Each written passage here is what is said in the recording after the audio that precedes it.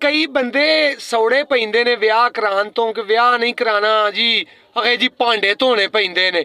ਯਾਰ ਅੱਲਾ ਦੇ ਬੰਦਿਓ ਕੋ ਖੁਦਾ ਦਾ ਖੌਫ ਕਰੋ ਜੇ। ਚਲੋ ਭਾਂਡੇ ਧੋਣੇ ਵੀ ਪੈਣ 10 ਮਿੰਟ ਲੱਗਦੇ ਨੇ, ਬੰਦਾ ਭਾਂਡੇ ਧੋ ਲੈਂਦਾ ਵੇ।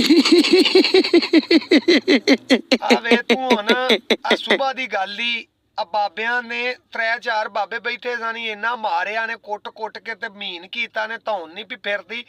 ਗੱਲ ਕੀ ਹੋਈ ਆ, ਅੱਗ ਪੈ ਸੇਕਦੇ ਸਾਂ ਬੈਠੇ ਤੇ ਉਹ ਮੈਂ ਨਿਰਾ ਉਹਨਾਂ ਨੂੰ ਆਖਿਆ, ਮੈਂ ਕਿਹਾ ਬਾਬਾ ਹੁਣ ਤੇ ਬੜੀ ਠੰਡ ਹੋ ਗਈ ਏ। ਉਹ 3-4 ਬੈਠੇ ਸਨ ਤੇ ਉਹ ਆਂਦੇ ਨੇ ਨਹੀਂ ਪੁੱਤਰਾ ਹੁਣ ਉਹ ਠੰਡ ਨਹੀਂ ਰਹੀ। ਮੈਂ ਕਿਹਾ ਚਾਚਾ ਜੀ ਆ 2-4 ਦਿਨ ਹੋਰ ਮੌਸਮ ਇੰਝ ਹੀ ਰਿਹਾ ਨਾ ਤੇ ਮੈਨੂੰ ਲੱਗਦਾ ਰਹਿਣਾ ਤੁਸਾਂ ਵੀ ਕੋਈ ਨਹੀਂ।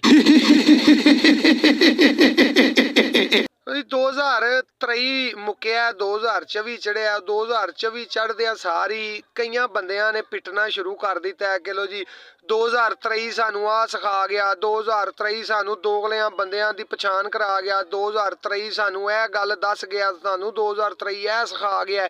ਯਾਰ ਤੁਹਾਨੂੰ ਸਾਰਾ ਕੁਝ 2023 ਨਹੀਂ ਸਿਖਾਇਆ, ਤੁਹਾਡੇ ਮਾਂ ਪਿਓ ਨੇ ਕੁਝ ਨਹੀਂ ਸਿਖਾਇਆ। ਇਸ ਗੱਲ ਦੀ ਸਮਝ ਨਹੀਂ ਪਈ ਲੱਗਦੀ ਕਿ ਸਕੂਲਾਂ ਦੇ ਵਿੱਚੋਂ ਛੁੱਟੀਆਂ ਹੋਈਆਂ ਨੇ ਬੱਚਿਆਂ ਨੂੰ ਕਿ ਸਰਦੀ ਏ ਤੇ ਬੱਚੇ ਮਾਂ ਪਿਓ ਦੇ ਨਾਲ ਮਰੀ ਐਬਟਾਬਾਦ ਵੱਲ ਫਿਰਨ ਟੁਰਨ ਟੁਰ ਗਏ ਨੇ।